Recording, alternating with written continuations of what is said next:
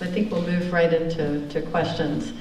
But I'm going to actually start with one of them, which is really what I talked to both of the speakers about beforehand, is based on your papers and the research that you've been doing, the work that you've been doing, what's next?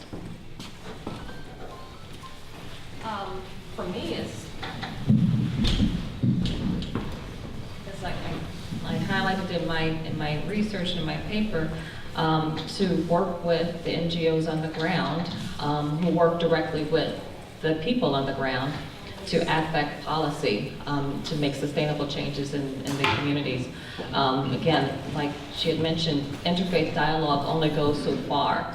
I mean, it's critical to peace. Interfaith dialogue is critical to peace. Interfaith dialogue is critical to peace, but it can only go so far. And so we have to support institution building and policies that will support long-term peace. And I recognize fully that interfaith and interfaith dialogue only goes so far, but the focus of my paper was on taking action. So they go hand in hand. You create policy and then you must act on it. Anyone else have questions? I'd like to ask, well, I have a question for each. One for Harriet. Question for Harriet is, what are some of the takeaways from the community, especially working with women that have come out of either being abducted or taken in and then rejected by the communities? What have been some of the things that have worked most effectively in creating a healing space, not just within a camp setting, but bringing people back into community? That's a question. And then a question for Jillian about, are you able to do this kind of work that you talked about in your paper in your day-to-day life and the work that you're doing? So just to repeat, the question to me was, what are some of the challenges in working with the women in the groups, and what are some of the takeaways? Or what are some of the things that have worked best? What are some of the things that have actually been really effective working with the girls I know? In the groups that I've learned Yeah. from both organizations. Just the opportunity, the space for them to speak, to get their stories out, to connect, to be heard. But it's still a long process with both entities. With Wealth Cameroon, the focus really is on the gender-based violence and bringing the women to a space where they can work through and talk through their trauma, and then also to receive the psychosocial support that they need. And so that's what they do, and that's what's been working for them. With Nigeria and the women who are reintegrating back into society, this organization works with IDPs that are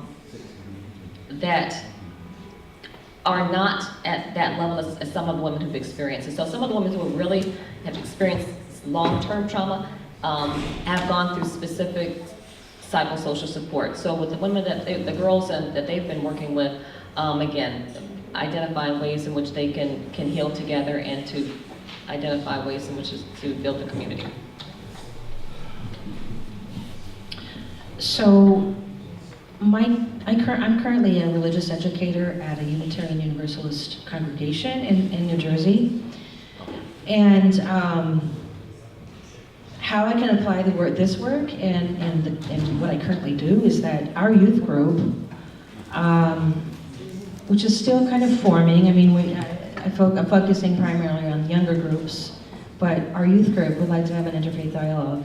And we have reached out to, I always get these acronyms and the names confused, but the Islamic Center of New Jersey or the Islamic Center of Central New Jersey, there's two of them. But building friends, first at the adult level and then extending that to the youth. They have to be youth old enough to understand the concepts. You can adapt it for younger kids, but it gets a little watered down. So, but you know, doesn't have to be dialogue. It could be just a community baseball game. I mean, I'm from Omaha, and there's a newly forming, still forming organization in Omaha called Interfaith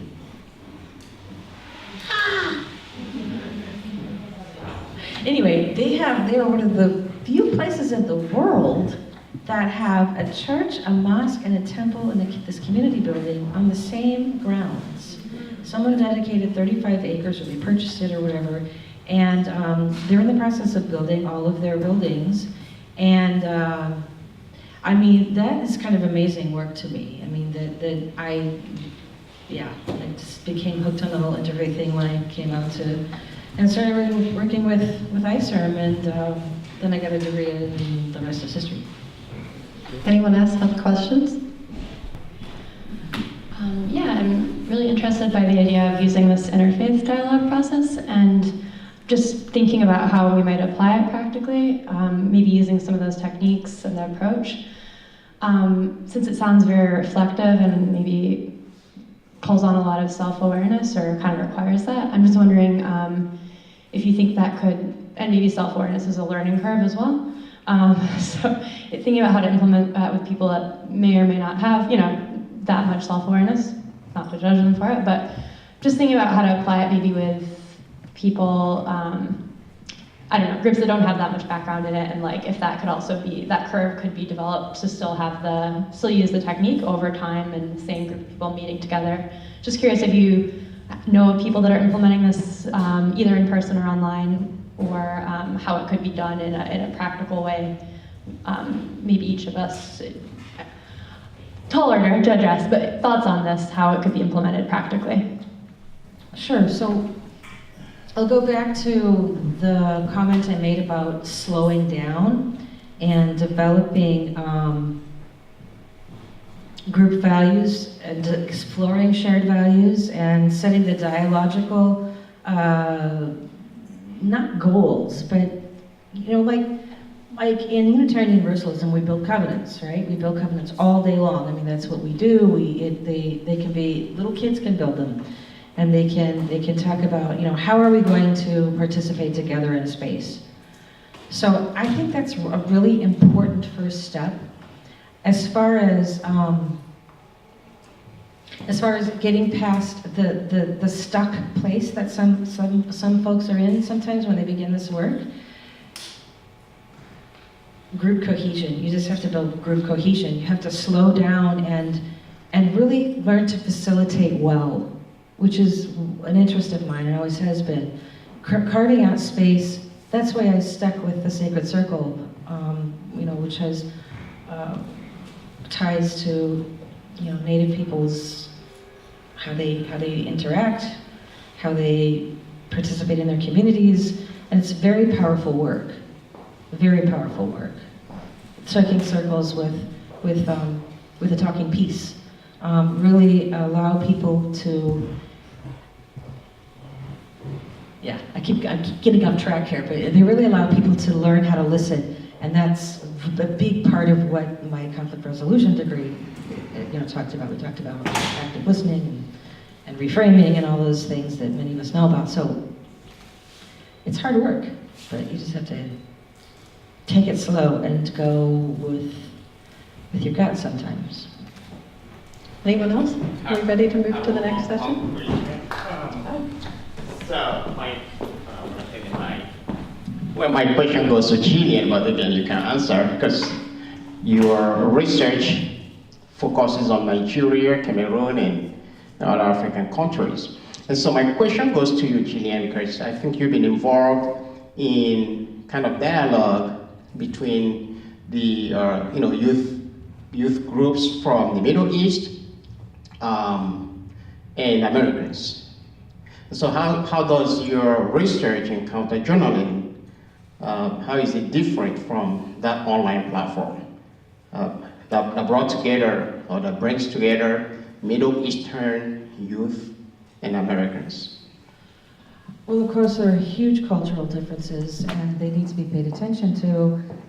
Just the whole idea, in an online context, I've facilitated for SOIA as well. I think that might be what you're referring to. And so, in an online context, there's a common symbol that people use to say, we can hear you, or we can't hear you, or, and this means different things to different people. So this is not a cool idea to use this. with a bunch of youth from a certain part of the world who would think this means something very different. And that's one example of many. So with encounter journaling, again, I mean, you know, I would like to think that it's a cross-section of people. So some people are very open and can share, and it's culturally acceptable to share pieces of what their family's done. In other cultures, that would be complete taboo and would not be acceptable, and they would never do that. So it would have to be adapted by a very culturally intelligent, emotionally intelligent person that was doing the facilitate. The facilitator is really quite important that she or he be skilled, that they be skilled. One of the things that I was trying to convey was bringing traumatized people back into the space. People who've been harmed, however they've been harmed back into the space. Specifically thinking about youth, but whether youth who've been traumatized during the space or just youth in general, what New Era Educational has been able to do is actually to train young people to be peer leaders in order to promote peace. Oftentimes, when you're thinking about a society, a lot of that change, a lot of the conflict, a lot of change can occur through the young people. And what they do is they train young people as peer leaders, peer mediators, who then continue that change on the ground within their own area of influence. And so I think more change can occur by training other young people to become peer leaders and peer mentors within their own communities. So I think so we can move on to the next presentation. We're just going to thank you very much. It was a very lovely discussion.